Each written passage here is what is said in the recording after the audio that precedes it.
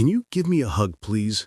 Those 7 words, whispered by a stranger on an autumn afternoon, would shatter a single father's ordinary day and ignite a story no one saw coming, least of all the broken young woman who was simply trying to remember what human touch felt like. This is a story about a desperate plea, a man who chose compassion over caution.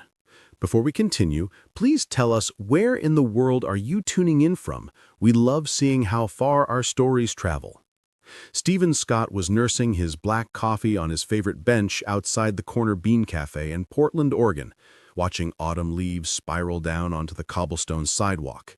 It was one of those rare October afternoons where the sun broke through Portland's usual gray, painting everything gold. His daughter, Zephra, was inside having her weekly auntie day with his sister, which meant he had exactly 30 minutes of blessed solitude. He'd learned to treasure these moments, the quiet, the ability to finish a thought without being interrupted by questions about dinosaurs or whether clouds had feelings. He was watching a young couple laugh over their lattes through the cafe window, lost in thought, when he sensed someone standing beside him, close. Too close for a stranger. Stephen turned. A young woman stood there, and the first thing he noticed was how thin she was, fragile, like she might blow away with the next gust of wind, her blonde hair pulled back in a messy bun. But it was her eyes that stopped him. Hazel eyes, impossibly sad, fixed on him with a desperation that made his chest tighten. "Excuse me," she said, her voice barely above a whisper, shaking slightly. "I'm sorry to bother you, but can you give me a hug, please?" Stephen blinked. In his 34 years on Earth, he'd been asked for a lot of things. Money, directions, the time. Someone had once asked him if he could help catch their runaway ferret. But this was entirely new territory. The woman must have seen the confusion flash across his face because tears immediately welled up in her eyes. "I'm sorry. I know that's weird. I shouldn't have..." She started to turn away, her shoulders hunching inward like she was trying to disappear into herself. "Wait," Stephen said, standing up quickly. His coffee sloshed slightly in his hand. There was something about her, about the raw vulnerability in her expression, that reminded him of the children he worked with at the pediatric therapy center. That look of someone who'd been hurt so badly they'd forgotten what kindness felt like. Someone who'd learned to expect rejection. "It's okay," he continued, setting his coffee down on the bench. "Are you all right?" The simple question broke something in her. Her face crumpled, and she shook her head. "No, I'm really not. I haven't had a hug in so long. And I saw you sitting here, and you look kind, and I just thought maybe..." She trailed off, mortified by her own request. Her hands were trembling. She looked like she wanted the earth to swallow her whole.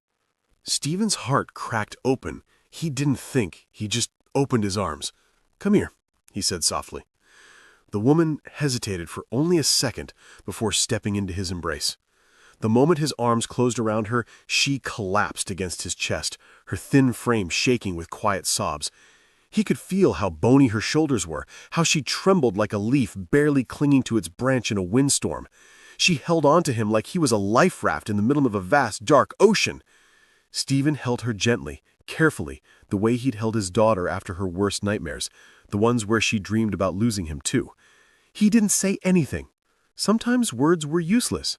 Sometimes all another human being needed was to be held, to be reminded that they existed, that they mattered. After what felt like both a moment and an eternity, the woman pulled back, wiping frantically at her eyes. "I'm so sorry," she said, her voice thick with embarrassment. "That was completely inappropriate. I promise I'm not crazy. I'm just going through something really difficult right now." She looked down at her feet, unable to meet his eyes.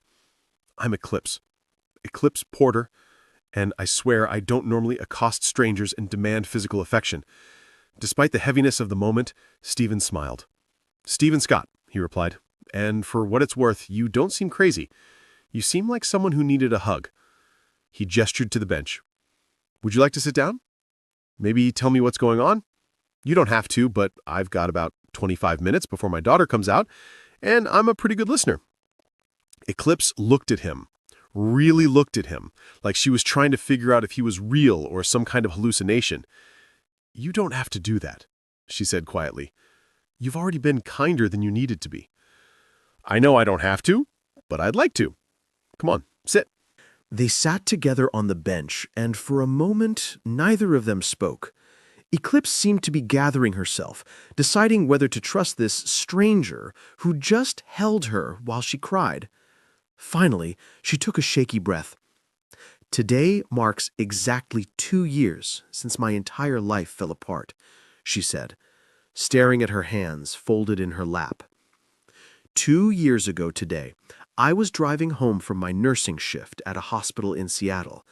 I'd just worked a double, 16 hours, and I was exhausted but happy because I'd helped a patient who'd been struggling finally make a breakthrough in their recovery. She paused, her jaw tightening. I was stopped at a red light at the intersection of Pine and Fifth, just sitting there, waiting for the light to change, probably half asleep if I'm being honest. And then this drunk driver came out of nowhere and slammed into my car at full speed. He ran the red light doing about 60 in a 35 zone. Stephen winced. Eclipse. The impact crushed the driver's side of my car like it was made of aluminum foil. I remember the sound, this awful screaming of metal and glass shattering, and then pain. So much pain, I couldn't even scream. I remember thinking, this is it. This is how I die. At a traffic light, in Seattle, on a Tuesday. She looked up at the sky, blinking back fresh tears. But I didn't die. Sometimes I wonder if that would have been easier. They had to cut me out of the car. The paramedics told me later that I'd sustained severe spinal injuries and a shattered pelvis. My L4 and L5 vertebrae were fractured and my pelvis broke in 3 places. Stephen struggled to find words. I can't even imagine. I spent 8 months in hospitals and rehabilitation centers. 3 surgeries on my spine, 2 on my pelvis. Learning to walk again was... She laughed bitterly. They don't tell you in the movies how humiliating it is, how much it destroys your sense of self when you can't do basic things anymore, when you have to relearn how to walk like a toddler, holding on to parallel bars while therapists cheer you on for taking 3 steps. "I'm a pediatric physical therapist," Stephen said quietly. "I've worked with kids going through similar trauma. It takes incredible strength." She shook her head. "It doesn't feel like strength. It feels like survival. And barely that. The medical bills buried me. I had insurance, but not enough. Not nearly enough. Every surgery, every night in the hospital, every therapy session. It all added up. I'm drowning in debt. $73,000 and counting." Stephen let out a low whistle. "That's catastrophic?" Eclipse supplied. "Yeah. But here's the thing. I could have handled the physical pain. I could have handled the debt. What I couldn't handle was the loneliness." She finally looked at him, and the anguish in her eyes nearly undid him. "My parents disowned me 6 years ago. I'd married someone they didn't approve of, Marcus. He was from a different background, different religion, different socioeconomic class. They said if I married him, I was choosing to cut them out of my life. I thought they were bluffing. They weren't. When the accident happened, I tried to reach out. I was scared and alone and broken, and I just wanted my mom." Her voice cracked. "I called from the hospital. My dad answered. I told him what happened, and you know what he said?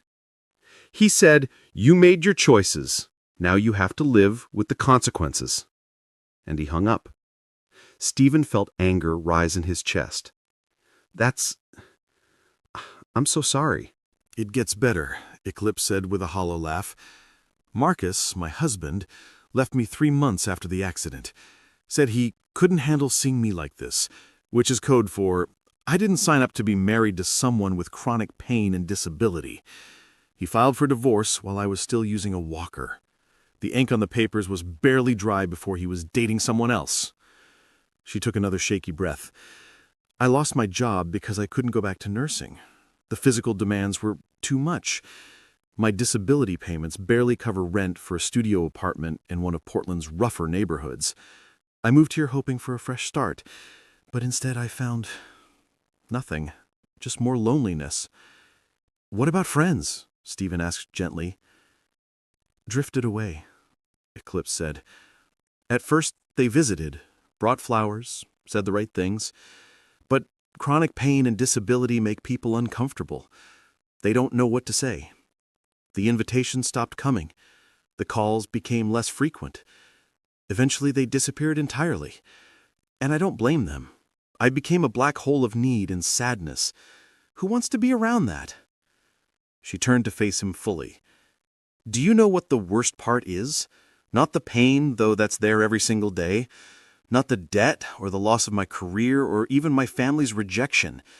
The worst part is that I realized this morning, 2 years to the day of the accident, that I haven't had any physical affection, not a hug, not even a handshake that meant something.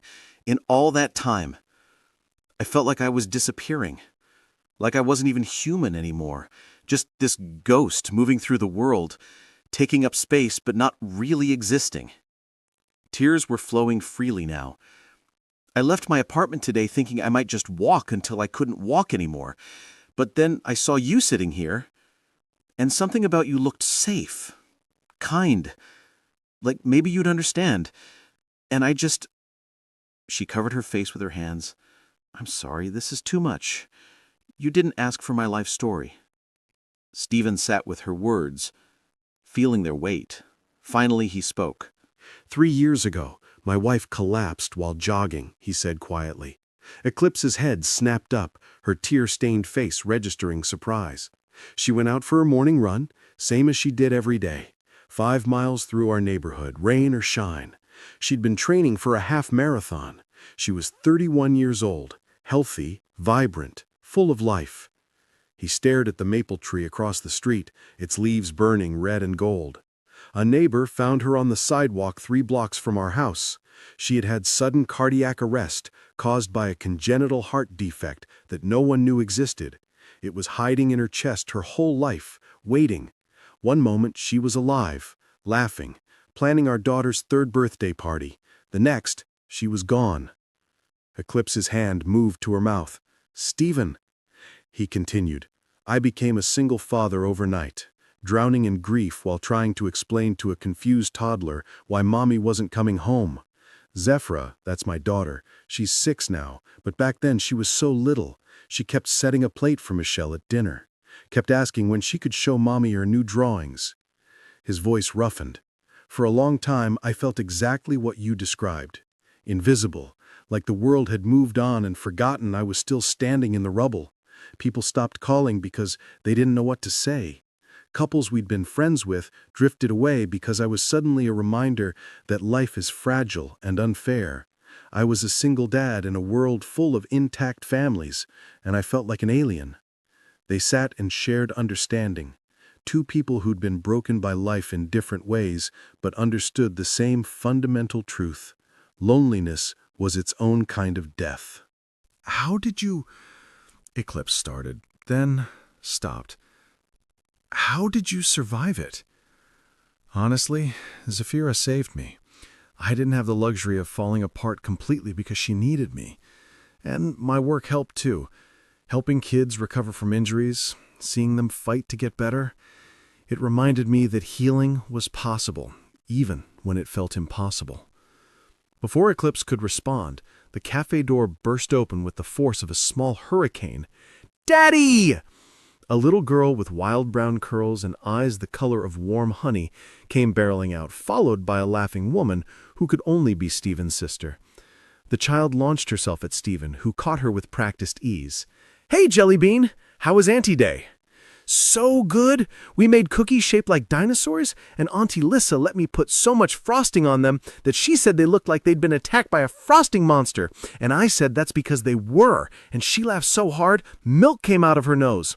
Well, not real milk, almond milk because she's lactose intolerant. She said the word carefully, clearly proud of herself for remembering it.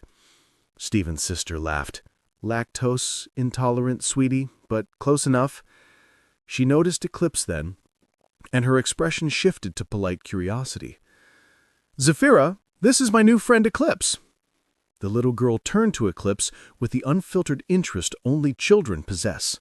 Hi, I'm Zafira, and I'm 6 3/4, which is almost 7, she announced, climbing onto the bench between them without invitation.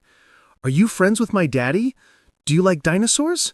I like the ones with the long necks, but also the scary ones with big teeth, even though they give some people nightmares. But not me, because I'm very brave. Do you know what? Daddy says I ask a million questions, but I counted once, and it's really only about 47, so he's very wrong about math. For the first time since approaching Stephen, Eclipse laughed, really laughed. The sound was rusty, like something that hadn't been used in a very long time, but genuine. Hi, Zafira. That's a beautiful name, Eclipse said, and Zafira beamed. I like all the dinosaurs, but my favorite is probably the Stegosaurus, because they look friendly with those plates on their backs. Ooh, I like those too, Zafira bounced excitedly. The plates are so cool. Did you know they might have been for temperature control, or maybe to look scary to predators? Scientists aren't totally sure yet, which means there's still mysteries in the world, which Daddy says is a good thing because mysteries keep life interesting. Stephen caught Eclipse's eye and mouthed, "Sorry," over his daughter's head, but Eclipse was smiling, a real smile that reached her eyes for the first time. Your daddy is very wise, Eclipse told Zafira. I think mysteries do keep life interesting. Do you want to come to the park with us? Zafira asked suddenly. We're going to feed the ducks, even though Daddy says we're not supposed to give them bread because it's bad for them, so we bring special duck food that we get from the pet store. The ducks like it almost as much as bread, Daddy says, but I think maybe they're just being polite. Stephen started to object. Eclipse had been through enough today, but Eclipse spoke first. I would love that, she said, and she sounded like she meant it. That afternoon at the park became the first of many after Stephen's sister left. Stephen gave Eclipse his number before they parted ways, telling her to reach out if she ever needed to talk. She texted him a week later, tentative and apologetic. Is the offer for coffee still open? I promise not to cry this time. Probably. Coffee turned into a weekly tradition, then twice a week, then 3 times a week, with Zafira often joining them, chattering away about school and dinosaurs and her elaborate theories about whether squirrels could understand English if you spoke slowly enough. Eclipse fit into their lives like a puzzle piece they hadn't known was missing. She was brilliant. Her nursing background meant that she could have intelligent conversations about anatomy and medicine with Stephen. She was funny, with a sharp wit that caught him off guard. And she was patient with Zafira in a way that melted Stephen's heart. One crisp November afternoon, they were at the park again. Zafira was hanging upside down from the monkey bars, her pigtails dangling comically toward the ground. Miss Eclipse, do you know what the best thing about space is? Zafira called out. What's that, Sweet Pea? Asked Eclipse, smiling from the bench where she and Stephen sat watching. That it goes on forever and ever and never stops, just like Daddy says his love for me does. But also there's aliens probably. I think aliens would be nice. I would invite them over for dinner, and Daddy would have to make extra spaghetti. I think that's a wonderful plan, Eclipse said, laughing. Very hospitable of you. Stephen watched Eclipse watch his daughter, and something warm bloomed in his chest. Over the past 3 months, Eclipse had become more than a friend. She helped him see parenting from a woman's perspective, something he'd been missing desperately. She reminded him when Zafira might need new clothes, or when to schedule dental checkups. She could braid hair, something Stephen had never quite mastered despite watching 17 YouTube tutorials. In return, he helped Eclipse with things her chronic pain made difficult. He carried her groceries up 3 flights of stairs to her apartment. He drove her to medical appointments when the rain made her old injuries ache worse. He reached high shelves and opened stubborn jars and changed light bulbs she couldn't safely reach. But more than the practical help, they filled the lonely spaces in each other's lives. They stayed up late texting about everything and nothing. They developed inside jokes. They became each other's emergency contacts, their safe people. You're good with her, Stephen said quietly, watching Eclipse demonstrate to Zafira how to properly hang from the monkey bars without cutting off circulation. Eclipse glanced at him, surprised. She's an easy kid to be good with. She's amazing, Stephen. You're doing an incredible job.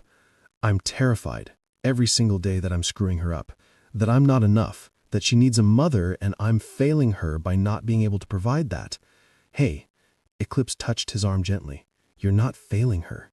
She's happy, healthy, curious, kind, and confident. Those things don't happen by accident. They happen because she has a father who loves her desperately and shows up for her every single day. Stephen looked down at Eclipse's hand on his arm, at the easy way they'd grown comfortable with casual touch. His heart did something complicated in his chest. "Thank you," he said softly, "for being here, for being part of our lives. I don't think you realize how much you've changed things for us." Eclipse withdrew her hand, looking flustered. "I should be thanking you. You gave a stranger a hug when she was too broken to even ask properly. You didn't have to do that. Most people would have walked away." "I'm glad I didn't," Stephen said, holding her gaze. The moment stretched between them, charged with something neither of them was quite ready to name. Then Zephra called out, breaking the spell. "Daddy! Miss Eclipse! Come push me on the swings! I want to go so high I can see into tomorrow!" They spent the rest of the afternoon at the park, and Stephen tried not to think too hard about how right it all felt, how natural, how much he looked forward to these moments, how Eclipse's laugh had become one of his favorite sounds, how, somewhere along the way, he'd started to fall in love with her. Later that evening, after dropping Eclipse off at her apartment, Zephra was unusually quiet in the back seat. Stephen glanced at her in the rearview mirror. "Penny for your thoughts, Jellybean?" "Do you think Miss Eclipse is lonely?" Zephra asked, her voice small. Stephen's hands tightened on the steering wheel. "Why do you ask that?" "Because sometimes when she smiles, her eyes look sad. Like she's happy, but also remembering something that makes her not happy. Like when you look at pictures of Mommy. You smiled, but your eyes get watery." Stephen pulled into their driveway and turned to face his daughter. Sometimes her observations were so astute they took his breath away. "I think Miss Eclipse has been through some really hard things," Stephen said carefully. "And sometimes when people go through hard things, it takes a while for all of them to feel completely happy again. But I think being with us helps her feel a little less lonely." "Good," Zephra said firmly, unbuckling her seatbelt, "because she's part of our family now, even if she doesn't know it yet. I decided." Stephen's throat tightened. "You decided, huh?" "Yep, and my decisions are very final. That's what Aunt Lisa says, that once I make up my mind about something, good luck changing it." She paused at the car door. "Daddy, do you think Miss Eclipse would like us to be her family, like for real?" "I think," Stephen said slowly, "that Miss Eclipse would be very lucky to have us, and we'd be very lucky to have her. Then we should tell her, as if it were the simplest thing in the world, before someone else tells her first and we miss our chance. That's what happened in the movie we watched, where the prince waited too long and the princess thought he didn't like her and almost married the wrong person. It was very stressful." Stephen laughed, but his heart was pounding. Out of the mouths of babes. 5 months after that first meeting outside the cafe, everything changed. Stephen was making dinner.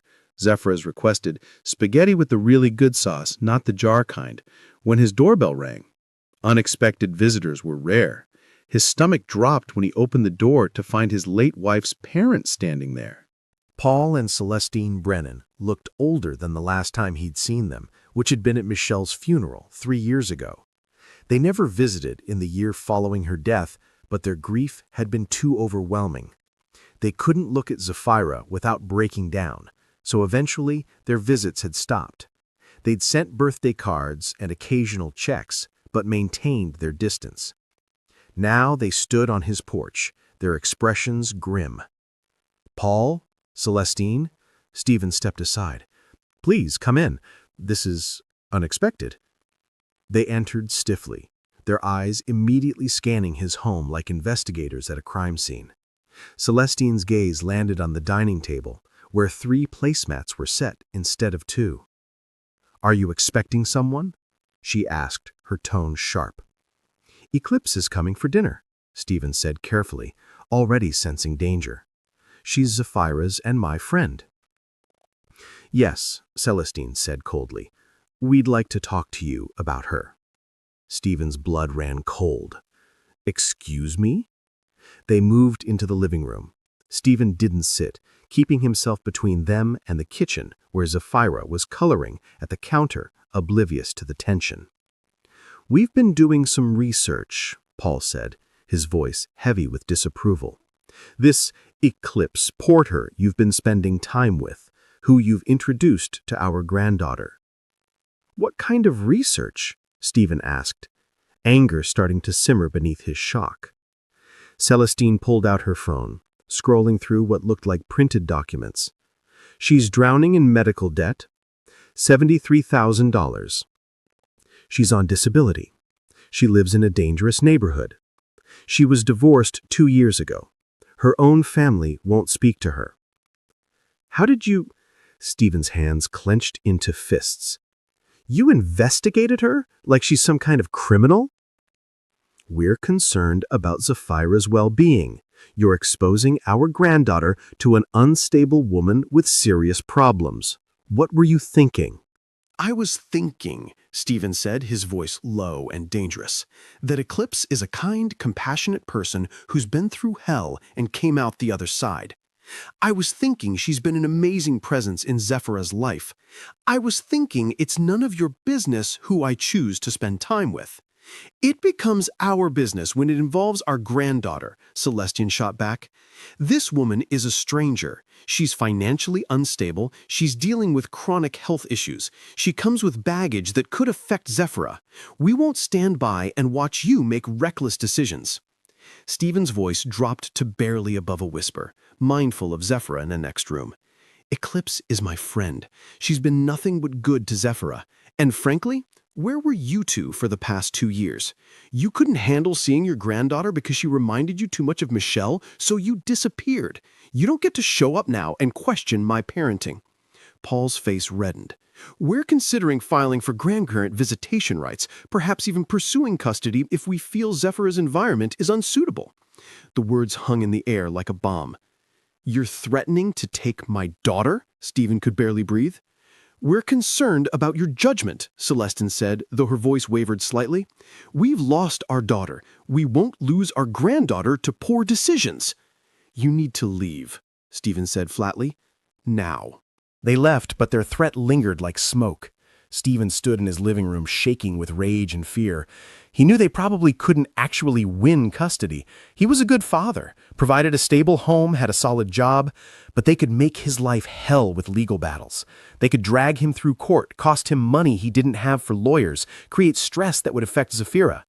When Eclipse arrived 30 minutes later, bright-eyed and carrying a homemade dessert, Stephen's heart broke all over again.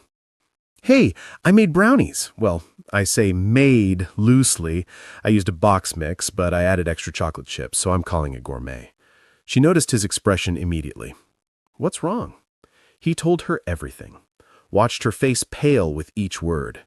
When she finished, she set the brownies down carefully, like her hands weren't quite steady. "Maybe they're right," she whispered. "Eclipse!" "No, Stephen, listen to me."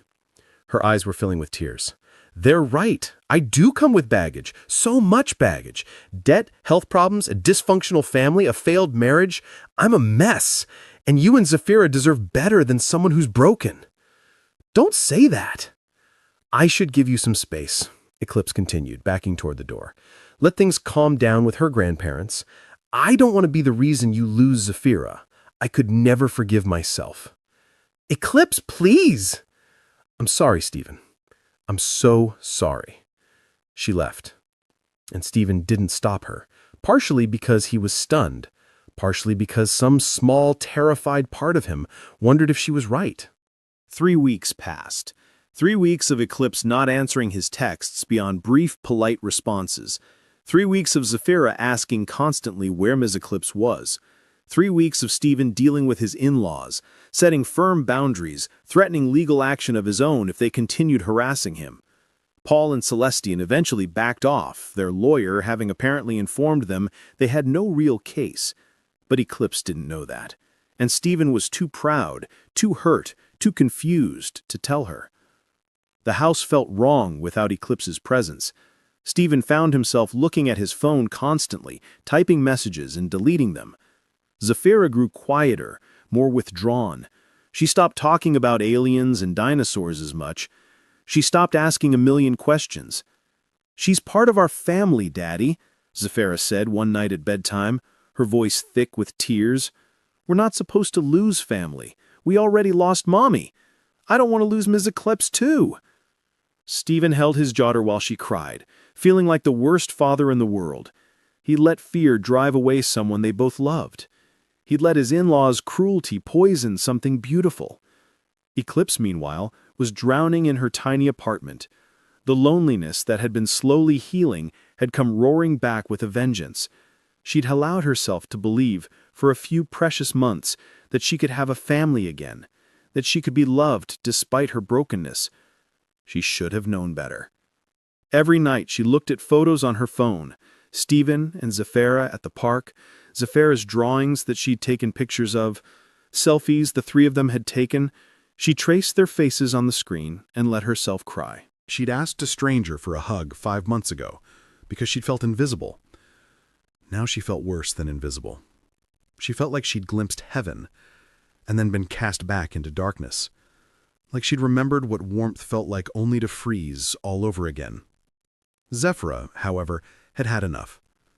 "Daddy, I need markers and paper," she announced one Saturday morning, her small face set with determination.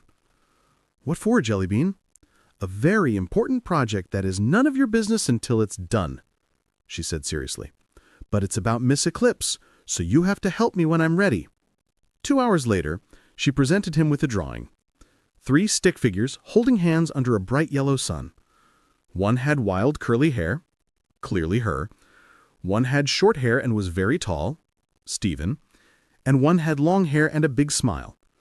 Above them, in Zafira's careful 6-year-old handwriting, it said, "Our family." "We're taking this to Miss Eclipse right now, because she needs to know she's still our family, even if she's being silly and staying away." Stephen's throat tightened. "Baby, it's more complicated than—" "No, it's not," Zafira interrupted, a rare show of firmness. "She's sad, we're sad, everybody's sad, so we fix it. That's what families do." How could he argue with that logic? 20 minutes later, they stood outside Eclipse's apartment building. Stephen had only been here once before, when he'd helped remove a bookshelf she'd bought secondhand. The building was old, paint peeling, in a neighborhood that made him lock his car doors twice. They climbed 3 flights of stairs, no elevator, and Zafira knocked firmly on apartment 3B. The door opened. Eclipse stood there in sweatpants and an oversized sweater, her hair in a messy bun, eyes red-rimmed like she'd been crying. When she saw the drawing in Zafira's hands, fresh tears spilled over. "Miss Eclipse!" Zafira didn't wait for an invitation. She threw her arms around Eclipse's legs, nearly knocking her over. "I made you a picture, and you need to see it right now because it's very important." Eclipse knelt down, wincing slightly. Her pain was clearly bad today, and took the drawing with shaking hands. She stared at it for a long moment, tears streaming down her face. "Zafira, this is—" Her voice broke. "This is beautiful." "You're not broken, Miss Eclipse," Zafira said with the absolute certainty only children possess. "Daddy fixes broken people at his work, and he says broken just means you had something hard happen, but you're still here, and that makes you actually super strong, like a superhero. So you're a superhero, okay? And superheroes don't stay away from their families because of silly grandparents who don't understand things." Eclipse looked up at Stephen, still standing in the hallway, and something passed between them. Something raw and real and long overdue. "I dealt with the grandparents," Stephen said quietly, stepping forward. "Set firm boundaries. They've backed off. Their lawyer told them they didn't have a case. But, Eclipse, you need to understand something." He moved closer, his voice thick with emotion. "You're not dragging us down. You've made our lives better. Zafira loves you, and I I love you, too. Not as a friend, as more than that. I think I have for a while now, but I was too scared to admit it. Too scared of messing up what we had. Too scared of moving on from Michelle. But these past 3 weeks without you have shown me something important. Life is too short to waste time being scared. Eclipse's eyes widened. Stephen, you don't have to say anything, he continued, his heart hammering. I know it might seem fast, but 7 months of friendship has shown me exactly who you are. You're strong, Eclipse, stronger than you give yourself credit for. You're kind and funny and resilient, and you make me want to be better. You make me laugh again. You make me feel like life has color again, instead of just being shades of gray. I love you too, Eclipse whispered, tears flowing freely. I've loved you for months. I was just so scared. Scared that I'd ruin everything. Scared that I wasn't good enough, that I'd be too much trouble, that eventually you'd realize what everyone else did, that I'm damaged goods. You're not damaged, Stephen said firmly, taking her hands. You're human. You've been through trauma. That doesn't make you less than. It makes you remarkable for surviving it. Miss Eclipse, are you going to kiss my daddy now? Zafira piped up, looking between them with intense curiosity. Because in movies, this is when people kiss, and it's kind of gross, but also kind of nice, and I think you should probably do it because you both look like you want to. They both laughed through their tears. Messy, emotional, relieved laughter. Stephen reached up and gently wiped the tears from Eclipse's cheeks. Maybe not yet, he said to Zephyra, though his eyes never left Eclipse's face. But soon. Okay, good, because I need time to prepare myself, Zephyra announced dramatically, flopping down on Eclipse's worn couch like she owned the place. It might be very shocking to my system, and I need to build up my tolerance. Eclipse laughed, that real, genuine laugh that Stephen had fallen in love with. Thank you, she whispered to him, for not giving up on me, for seeing past all the broken pieces. There's nothing to see past, Stephen said. The broken pieces are part of you, and I love all of you, every single part. They stood there in the doorway of Eclipse's tiny apartment, with Zephyra chattering in the background about how she was an expert at love because she'd watched at least 10 princess movies. Autumn sunlight streamed through the window, painting everything gold. It wasn't a perfect moment. Eclipse's apartment was tiny and shabby. Her pain was visible in the careful way she moved. Stephen's life was complicated with work and single parenthood and lingering grief. Zephyra would need time to adjust to whatever came next. But sometimes perfect isn't what matters. Sometimes what matters is two people choosing to be brave enough to love despite fear, to trust despite past betrayals, to believe that broken things can create something beautiful when they're put together with care and patience. Stephen realized something in that moment, something profound and simple all at once. Sometimes the bravest thing you can do is ask for a hug from a stranger on a bench. And sometimes the bravest thing you can do is say yes. Have you ever felt invisible? Like you were moving through the world but not really living in it? Eclipse did. For 2 years she'd felt like a ghost. And then one ordinary October afternoon, she found the courage to ask a stranger for something simple. Human touch, human connection, proof that she still existed. Stephen could have said no. He could have walked away, uncomfortable with her request. Most people would have. But he chose compassion. He chose to see her pain instead of judging her circumstances. And that single choice changed 3 lives forever. Because sometimes all it takes is one person willing to hold you when you're falling apart. One person who looks past your broken pieces and sees your whole heart. One person brave enough to say, "You matter." If this story touched your heart, I want you to think about someone in your life who might be feeling invisible right now. Someone who might need a kind word, a helping hand, or, yes, even a hug. We're all walking through this world carrying invisible burdens. The least we can do is be kind to each other. And if you're the one feeling invisible, if you're the one struggling to remember what human connection feels like, please know that you're not alone. Your story isn't over. Your pain doesn't define you. And somewhere out there, there's someone who will see you, really see you, and choose to stay. Stephen and Eclipse's story reminds us that love doesn't always look like fireworks and grand gestures. Sometimes it looks like two broken people choosing to heal together. Sometimes it looks like a 6-year-old drawing stick figures and declaring, "We're family." Sometimes it looks like having the courage to ask for what you need even when your voice shakes. So, be brave enough to ask. Be brave enough to answer. Be brave enough to believe that your story, messy and complicated and beautiful as it is worth telling. If this story resonated with you, share it with someone who needs to hear it. Subscribe for more stories that remind us that we're all connected, that kindness matters, and that love can find us even in our darkest moments. Thank you for being here. Thank you for listening. Thank you for believing that stories like this matter. Until next time, remember to be kind, to be brave, and to hold on to hope. It's always worth it.